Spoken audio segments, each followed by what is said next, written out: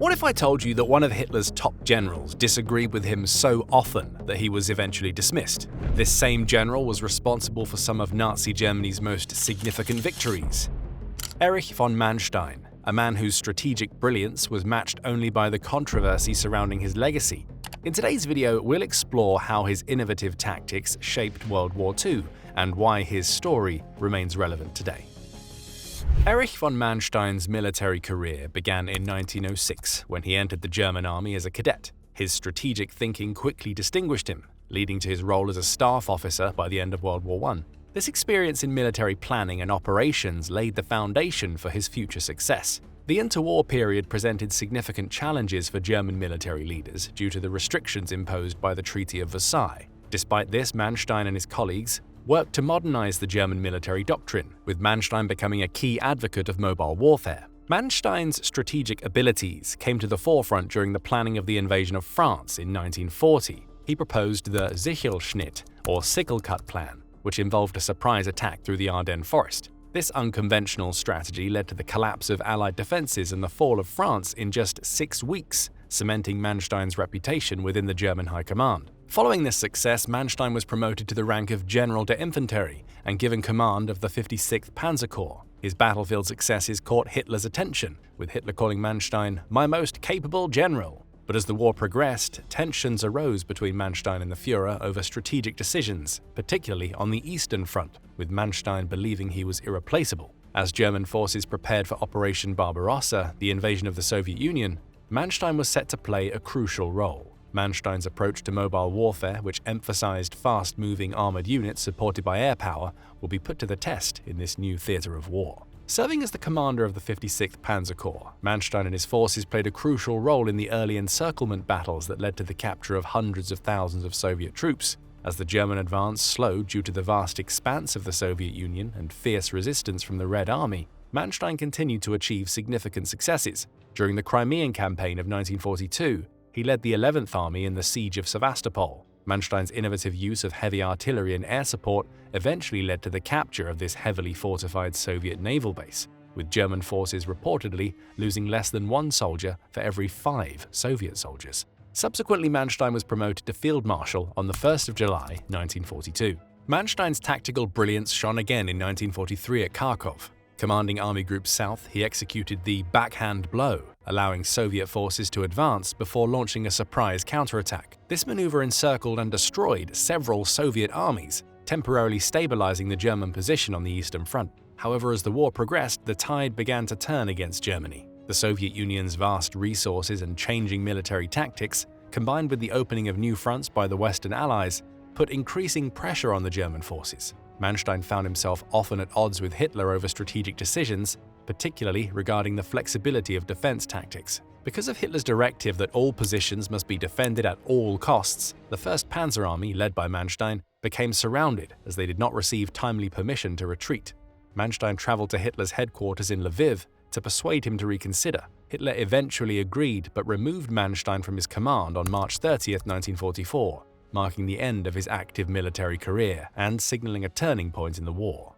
Manstein was awarded the Sword of the Knight's Cross and handed over command of Army Group South to Walter Model on April 2, 1944, during a meeting at Hitler's mountain retreat, the Berghof. As World War II ended, Manstein, like other high-ranking German officers, faced new challenges. The post-war period brought legal consequences and a reassessment of his legacy as the full extent of the Nazi regime's atrocities came to light.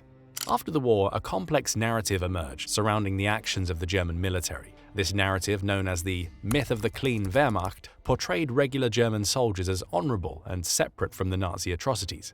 Manstein, along with other high-ranking officers, played a significant role in promoting this narrative. However, as more evidence came to light, the clean Wehrmacht myth began to unravel. Reports and documents revealed the involvement of regular army units in war crimes on the Eastern Front. This stark contrast between the general's claims and the mounting evidence of widespread complicity led to a re-evaluation of the Wehrmacht's role in the war. Manstein's actions in creating this myth came under scrutiny. During the Nuremberg trials, he claimed ignorance of the Einsatzgruppen's activity and denied his troops' involvement in the atrocities against Jewish civilians. However, evidence presented at his trial contradicted these assertions. showing that Manstein had received regular reports about executions in his area of command, and he was aware of the Einsatzgruppen's activities and did not take action to prevent them. This inaction implied a level of complicity that contradicted the image of the honorable, duty-bound soldier that Manstein had cultivated. The revelation of Manstein's true involvement in Nazi atrocities had far-reaching implications for how historians and the public viewed the actions of the German military during World War II.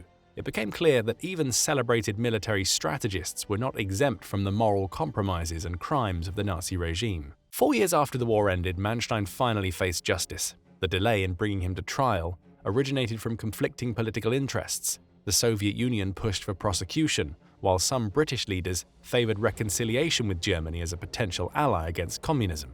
On August 23, 1949, Manstein's trial began in Hamburg before a British court-martial led by Lieutenant General Frank Simpson. The most serious charges against him included the killing, deportation, and mistreatment of Jews and civilians. Prosecutors presented evidence that Manstein had knowledge of and permitted actions of the Einsatzgruppen, the Nazi death squads responsible for mass killings in territories under his command. Throughout the proceedings, Manstein's defense team claimed he was merely following orders and had no knowledge of the atrocities. However, testimony and documents presented in court contradicted these assertions. The trial attracted significant attention, with Manstein's supporters decrying it as victor's justice, while those who suffered under Nazi occupation hoped for accountability. After nearly 4 months, the court reached its verdict on December 19, 1949. Manstein was found guilty on 9 of the 17 charges, including failure to ensure humane treatment of prisoners of war and allowing the deportation of civilians for slave labor. The aftermath of the trial was marked by controversy.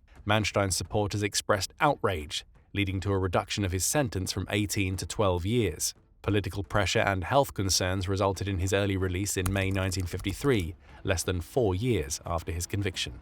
Manstein's trial in Hamburg became a crucial moment in the post-war reckoning with the Nazi past. It challenged the narrative of the clean Wehrmacht and forced a confrontation with the true extent of military complicity in the atrocities of the Third Reich. This legal proceeding, along with the mounting evidence against other high-ranking officers, reshaped the understanding of the Wehrmacht's role in World War II and its relationship to Nazi crimes. In 1955, Manstein helped plan the re-establishment of the German army. He addressed and advised the Bundestag, advocating for conscripts to serve 18 to 24 months and proposing a reserve force. In the same year, Manstein published his memoir, Verlorene Siege, Lost Victories, which became a bestseller. It drew criticism for focusing solely on military strategy while avoiding the moral issues. Famous historians like Liddell Hart saw it as an attempt to absolve himself and the high command of Holocaust responsibility. Despite this, he became a celebrated military figure. On his 80th birthday, he was honored by General Ulrich de Massière of the Bundeswehr. Manstein died of a stroke on June 9, 1973, at age 85, and was buried with full military honors. Hundreds of soldiers from all ranks attended his funeral. Erich von Manstein's legacy remains a subject of intense debate among historians. The controversy surrounding his role during and after World War II has evolved significantly over time. Initially portrayed as a professional soldier separate from Nazi politics, Manstein's reputation aligned with the clean Wehrmacht myth. His memoirs, Lost Victories, focused on operational aspects while omitting discussion of war crimes. However, historical research has dramatically impacted this narrative. For example, he failed to mention his involvement in sending troops to assist in the massacre of Jews in Simferopol in November 1941. Scholars have also criticized Manstein's portrayal of events in his memoirs, noting his portrayal of German superiority while ignoring instances where he was outmaneuvered. The absence of explicit condemnation of National Socialism in his writings has raised questions about his true beliefs and motivations. The uncovering of additional documents and testimonies has further complicated Manstein's legacy. Evidence of his knowledge of and involvement in crimes committed under his command has led to a reassessment of his accountability. Historian Volker Berghahn's statement, "If more had been known about his war crimes during the 1940s, he might have been hanged," underscores the gravity of the charges against him. Manstein's story serves as a powerful reminder of the importance of investigating historical figures within their time and circumstances. It also demonstrates how new evidence and changing perspectives can significantly alter our understanding of the past, even decades after the events in question. Well, that's it. Thanks for watching. We hope you found this video informative. Leave your thoughts in the comments down below, and if you enjoyed learning about today's topic, make sure to check out our other videos about German generals. Don't forget to like this video, subscribe to our channel, and hit the notification bell to stay updated on more World War II content. And that's an order.